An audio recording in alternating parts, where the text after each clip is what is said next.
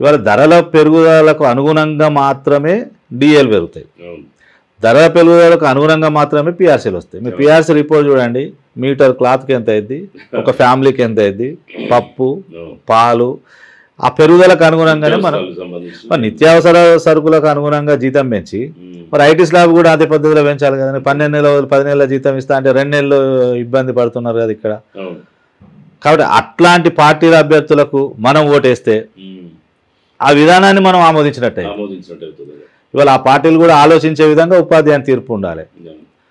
ఇవాళ ఎందుకు మన ఉపాధ్యాయులు కానీ ఉద్యోగులు కానీ ఎందుకు దూరం అవుతారు అంటే ఆ సమస్య, ఇన్కమ్ ట్యాక్స్ సమస్య అనేది ఉంది అనేది వాళ్ళకి కళ్ళు తెరిచేటట్టుగా ఈ ఎన్నికలలో తీర్పు ఉండాలి. ఇవాళ సిపిఎస్ విధానం వాస్తవంగా కాంగ్రెస్ పార్టీ మేనిఫెస్టోలో పెట్టింది, అధికారంలోకి వచ్చింది.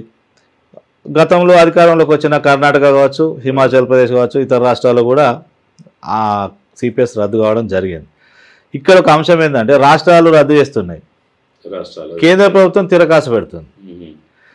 కేంద్ర ప్రభుత్వం ఏం చేస్తుంది, మీరు ఇప్పటిదాకా రద్దు చేసుకుంటే చేసుకోండి, ఇప్పటిదాకా ఉద్యోగి దాచుకున్న డబ్బు కానీ రాష్ట్ర ప్రభుత్వం అందులో పెట్టిన డబ్బు కానీ వాపసు ఇవ్వమంటుంది. చాలా దుర్మార్గం అది.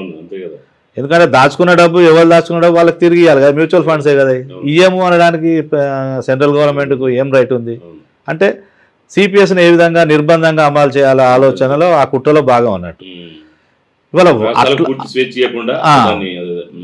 ఇవాళ అట్లాంటి ఇప్పుడు నా జీతంలోకి 10% కట్ చేసుకొని నేను మ్యూచువల్ ఫండ్స్లో ఇస్తున్నా కదా, నా డబ్బులు నాకు తిరిగి ఇవ్వాలి కదా.